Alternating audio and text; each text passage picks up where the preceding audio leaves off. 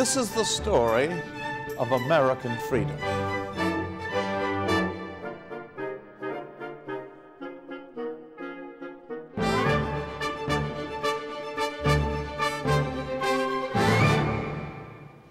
By the rude bridge that arched the flood, their flags to April breeze unfurled, there the embattled farmers stood and fired the shot heard round the world. So was put into immortal terms the battle at Concord and the beginning of the American Revolution. But of course, it wasn't only Americans who would die in this war. It was also Englishmen. Englishmen who received their own verses there on their ill-kept graves at Concord. 3 died there. They came 3,000 miles and died to keep the past upon its throne. Unheard across the ocean's tide, their English mothers moaned. 12 years before this conflict at the Concord Bridge, at the end of the French and Indian Wars, the Americans had been proud to declare themselves subjects of the greatest empire in the world. What had happened in those 12 years to turn them from loyal British subjects, willing to fight for the British Empire and the expansion of that empire, into rebels? And that's what they were. I mean, if you, right out there, if you were to take up arms against your country, there is a word for you. What is it called? It's called a traitor. And all these rebels who took up arms against the crown, they were traitors. And the British knew how to deal with traitors. There was still in effect the law that what happened to you is you were hanged, drawn, and quartered. That is to say, you were hanged by the neck until you were almost dead. Then you were put on a rack and you were till the bones pulled out of your sockets. And then finally, while you were still alive, most unpleasant, you were disemboweled and your intestines burned before your eyes. You see, as a good wife, you probably would have urged your husband on that day at Lexington or Concord not to go out and get involved in all this trouble. But the Americans felt that something precious was at stake. Freedom. Their national freedom, but above all, their political and individual freedom. Their freedom to govern themselves under the laws that they had traditionally made for themselves within the British Empire, and the right to live as they chose as long as they harmed no one else. Now, this is a question that goes back to the very beginning of American freedom in our story.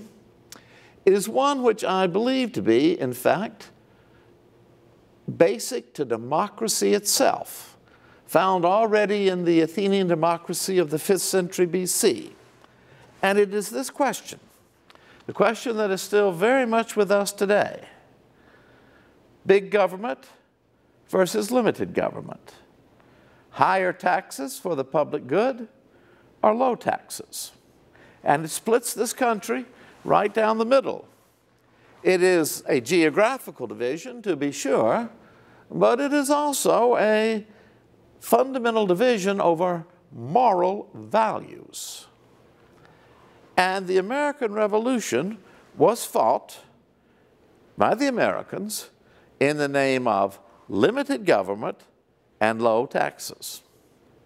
I think we should stop for a moment and energetically look at this from the point of view of King George, a well-meaning man. In fact, John Adams said, "I never thought that George was a tyrant. I just think he was stiff-necked, proud, and chose weak men to advise him." In 1763, George III had been on the throne for 3 years. In 1688, in what was called the Glorious Revolution, King James was driven out of England. James believed that God himself had given him his crown. He believed that the king had the right to tax and raise taxes as he saw fit. And most of all, he was accused of very strong leanings towards Catholicism. Our founding fathers were, for the most part, very anti-Catholic. And that was certainly true of the English, who in 1688 had driven him from the country. The only possible successor had to be a Protestant. And thus, his daughter Mary, who at a very opportune time deserted her father, was offered the queenship, and her husband was the leader of Holland, William, and he demanded that he also be made king of England. So William and Mary came to the throne, then came Queen Anne, and finally she died without any heirs. Well, the question was, who was going to be king? Now, Parliament, by its revolution of 1688, it had established that it alone could govern the British Empire. The king could only be king if he swore to a declaration of the rights of Englishmen, such as their right not to be taxed without the consent of Parliament. Then that Parliament would choose the king according to certain rules of succession. Well, the Parliament, of course, wanted a very weak king. And the closest relative who was to the royal line, going back to William the Conqueror, who was a Protestant, was the Prince of Hanover, George. Well, he was offered the kingship. He asked, did he have to do a lot of work? He was assured, no, he didn't have to do anything. In fact, the less he did was better. He never learned English. He tried one time to address Parliament in Latin, but despite having gone to Oxford and Cambridge, their Latin wasn't very good, and they couldn't get past his German accent. So he gave it up. And his son, George II, ruled in much the same way. Parliament ran everything. But George III was determined to be king, and indeed a modern king, because you see, the best form of government in 1760 was roundly agreed to be most certainly not democracy. There was not a single viable democracy in the world, but rather benevolent despotism, big government. And that was a government that knew what was best for the subjects, distributed among the subjects according to their due justice, and in order to do this, provided defense in the form of an excellent mercenary army, and needed taxes and thus taxed. So it was a large centralized government, and it had brought reforms and prosperities to countries like Austria under Maria Theresa. And that was the model that King George had in mind. Then came the victory over the French and Indians in 1763, and King George III found himself the master of an empire. India was now under British rule through a British corporation, the British East India Company. Canada was now part of the British Empire, bringing in with it a considerable number of French-speaking Catholic subjects. Moreover, in the course of this war, the British had made treaties, absolutely valid treaties, with a number of Native American Indian tribes who had fought on the side of the British, and these were to be maintained. Well, what was he to do? He called a cabinet meeting, and they showed him the account books, and it was not a happy meeting. He would have a number of advisors over the years, most of them weak. Men like Charles Townshend, for example, was one of these. And this sort of advisor and cabinet minister showed the king what was owed. And it was 123 million pounds in war debt. Now, if you were to adjust this for inflation today, that would be kind of close to our national debt. Wouldn't you agree? Do we find it easy to pay off our national debt? No. And many would say, raise your hand if you agree with me, but I mean, many would say that the only way to do it is by taxation. And that was certainly the route that King George would take. Thus he sat with his ministers, and they went over and they said, you know, our real problem is that the American colonies, those colonies for which we fought this war mainly, don't pay their fair share of taxes. In fact, they don't pay any taxes at all. If you really look at it, very small amount comes in. Now, not only have we fought this war on their behalf, but because of the new territories that have come in, places like the fort we have at Detroit, we're having to keep a larger number of troops in North America. And that's adding to the debt. Well, why don't they pay taxes? Well, if Your Majesty would think a little bit about the history of these colonies, each one of them was founded in a different way. I mean, you had Jamestown go out as a sort of corporation. The Massachusetts colony was dissenters from the Church of England who more or less went out on their own. Rhode Island broke off from them. Other colonies like the Carolinas were sent out as colonies by you, but under grants to wealthy gentlemen. So each one of them is different, and each one of them has its own little legislative body. What do you mean? I mean like they have their own local parliament, Your Majesty. Well, why are they allowed to have that? Well, you know, I mean, we can't get on the iPhone or Twitter and find out what's going on over there. It takes several months to get a letter from here to there. So it was always found easier to let them administer their own affairs. They provided their own militia, and they taxed themselves. And of course, they're not going to tax themselves much. They also have the habit in some of the colonies of paying the salary of the governor. And if we ever send over a strong governor who tries to enforce taxes, they won't pay him a decent salary. Well, why are they allowed to get along with all of this, get away with it? Well, it's just tradition, Your Majesty. But they do have a strong sense that they are Englishmen, and they believe that these are their rights as Englishmen. No, their rights as Englishmen are what Parliament tells them. Yes, sir, that's another problem they have with Parliament. What? They're not represented, the Americans, in Parliament. Of course they are. No, excuse me, Your Majesty, but according to their viewpoint, we agree with you, of course, but according to them, they don't elect a member of Parliament, and thus they're not represented. Well, that's the craziest scheme I ever heard of. Yes, Parliament is not geographically representative, still isn't in England today.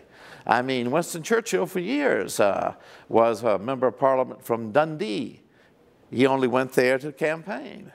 The British believed that it was best to get the best people, regardless of where they were from. And the British Parliament at the time was very corrupt. There were large towns that were growing that had no representation whatsoever. And there were places that where no one lived since the Middle Ages that might have 2 representatives. And generally a seat in Parliament was bought. And King George, in fact, as part of his determination to rule, actually had put in place a number of members of Parliament. And the idea was that Parliament rules for the whole of the British Empire. Now, you might think that's unfair, though I would point out to you there, for example, that is the American president elected by simple majority votes? Yes or no? No. We have an electoral college. That means if you live in a state like Oklahoma, no matter whether you're a Democrat or not, your vote's not going to count. Might as well not cast it, because all those votes are going to go to the Republican Party. So each of us, countries and democracies, have our own systems. Now let it be understood that the British system of government, with its king as an executive, with its two houses, the House of Commons representing the ordinary people and the House of Lords able to veto the House of Commons, and an independent judiciary, was regarded as a model of freedom.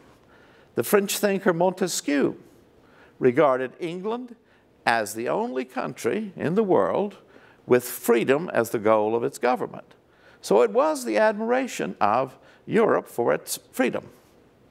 Well, the king pondered all of this, and he said to his Minister of Finance, the Chancellor of the Exchequer, I want you to come in immediately with a plan that will make the Americans pay their fair share of taxes. And in the meantime, what about that proclamation I wanted issued? We've just issued it, Your Majesty, in this year 1763, that in accordance with the treaties we have made with the Native American tribes, no British subject can cross the Allegheny Mountains. That will be forever, that territory beyond, reserved to the American Indians and their hunting grounds and living space. Good, because I want to be fair to them. Yes, sir, but you know, this is causing a lot of trouble. And in fact, if you were to look back, I tell you that this attempt to cut the American frontiersmen off from that frontier, off from that land that lay out in Kentucky and Tennessee, way on out towards the Mississippi and beyond, that was the biggest single mistake that George made. But that is what the Americans wanted. Land, land, and more land. And nobody was going to take that away from them. But he did it in fulfillment of what he thought were his obligations. And then the Chancellor of the Exchequer came back with a law from Parliament that would go into effect in 1764. And it was about taxing sugar. Now, we don't want to get too complicated about this, though I think there was a fairly recent attempt to make it illegal in New York City to have big gulps in order to diminish the amount of sugar that people were consuming. But the Chancellor of the Exchequer laid it out for the king, and he said, King, Your Majesty, your American subjects are drunkards. I mean, the amount of beer they consume is staggering. But above all, it's rum, rum, rum, rum. Dozens of rum houses just in Boston alone. And from Georgia all the way up to New Hampshire, they cannot get the day started without 3 or 4 hot buttered rums. Trouble is, rum, you know, you don't grow sugar cane, which rum is made from, in Massachusetts. They have to import it. They have to import that good to make the rum there in the distilleries. And they don't want to pay the taxes and duties on rum that comes from sugar cane from the British islands. They are smuggling it in vast amounts from the French West Indies, and thus avoiding paying taxes on it. Now we have drawn up a very rational bill.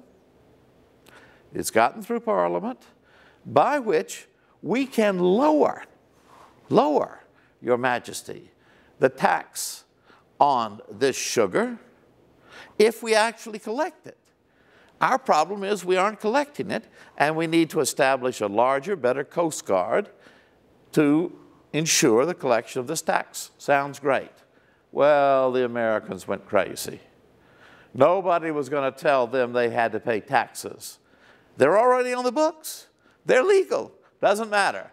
You can't make us do this. So there was an immediate boycott of all British goods.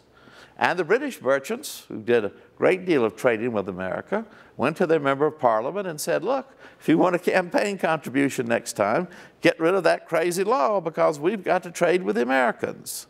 All right, so that was repealed. First big mistake George made after the proclamation forbidding expansion over the Alleghenies, to give in, to look weak, for that's what the Americans saw it as, weakness.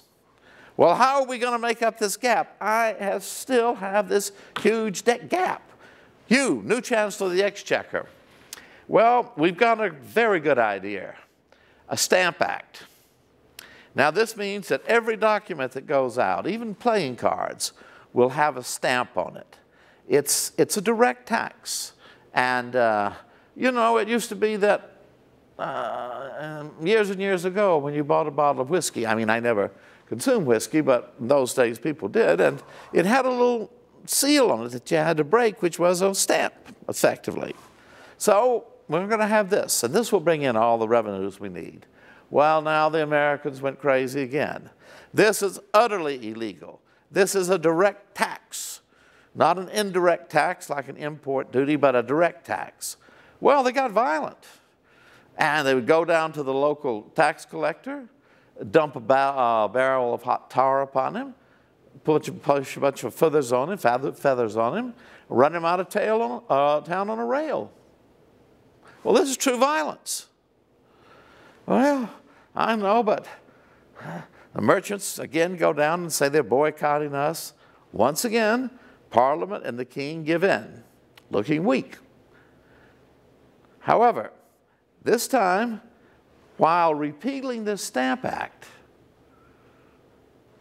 Parliament passed a bill that made it absolutely clear that Parliament and Parliament alone governed the British Empire in the name of the King.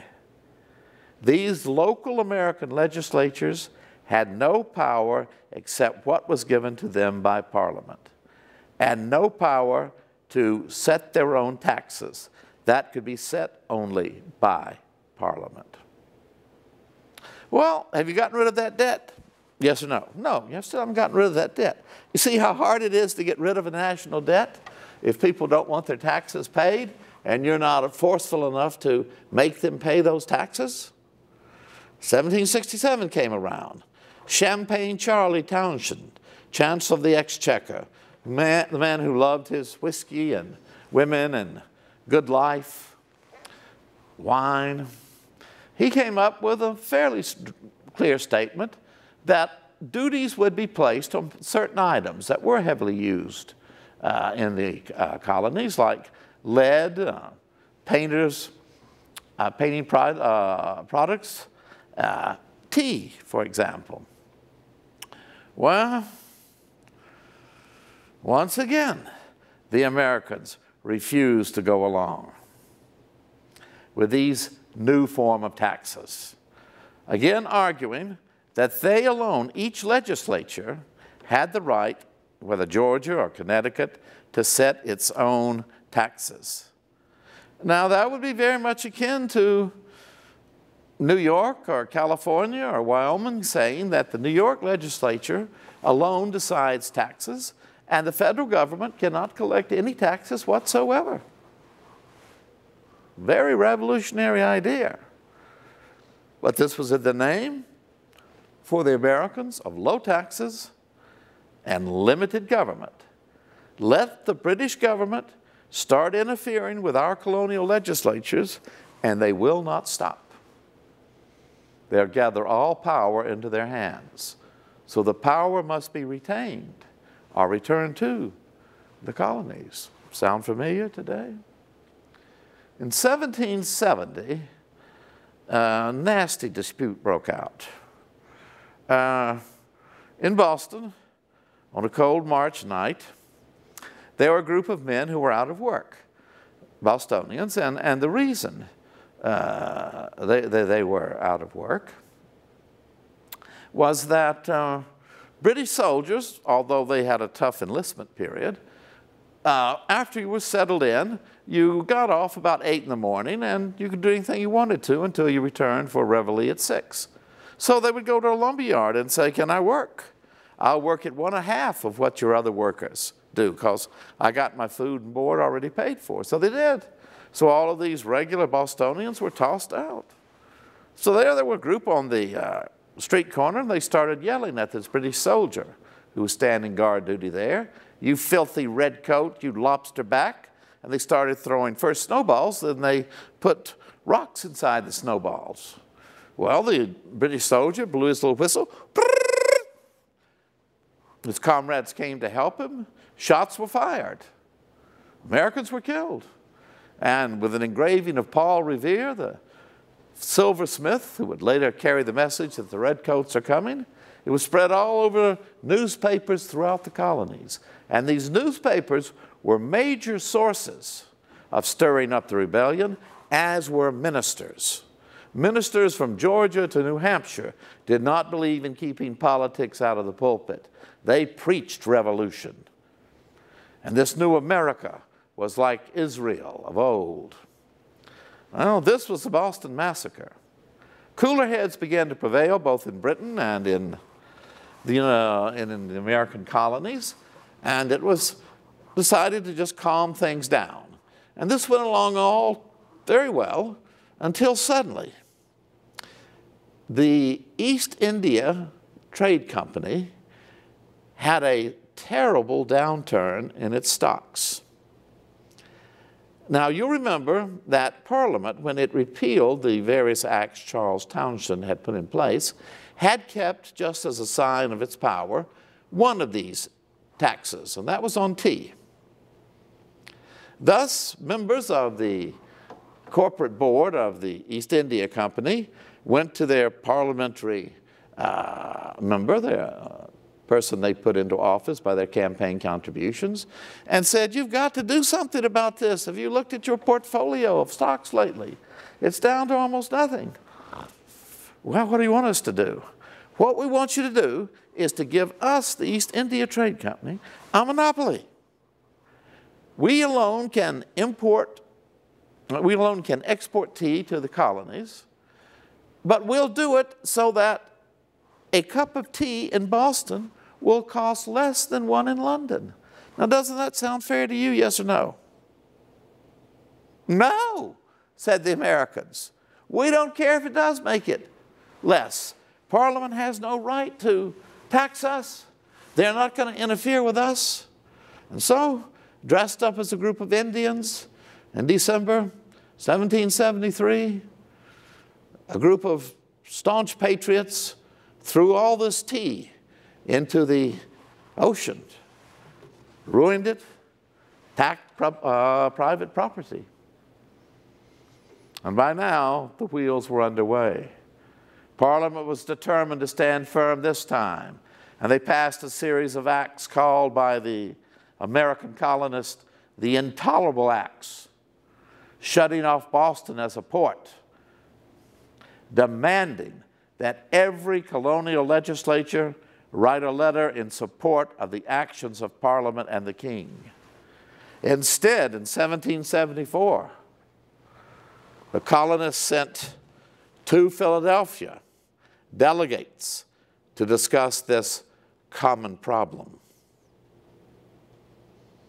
And by 1775, when they came back together, it was no longer a simple issue of laws and proclamations, but of blood having been shed at Lexington and at Concord, and of a siege of a British army in Boston, and of the British Parliament voting, if necessary, to send the largest armada of British warships and British troops in history to put down this rebellion.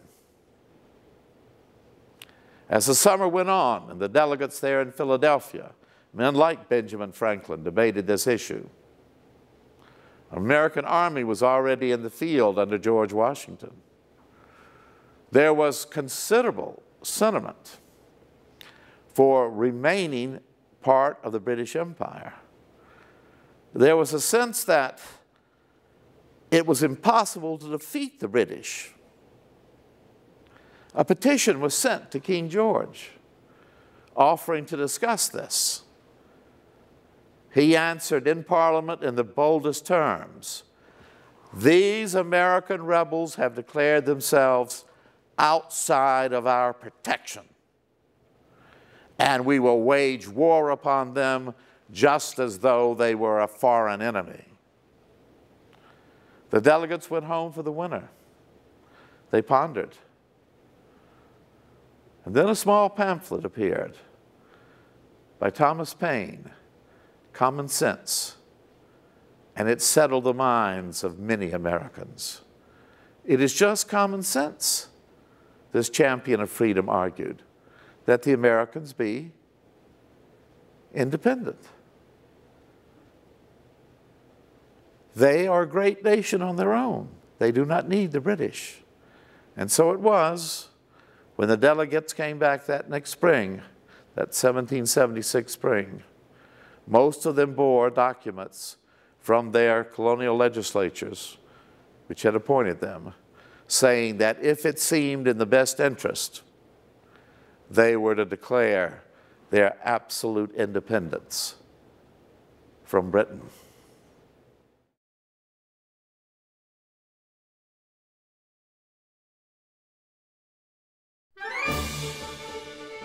The story of freedom in America with Dr. J. Rufus Fears is made possible by the generous support of our freedom and heritage sponsors. The Story of Freedom in America is a program of the Institute for the American Constitutional Heritage at the University of Oklahoma, in partnership with the Alumni Association of the University of Oklahoma. For more videos and podcasts, visit freedom.ou.edu.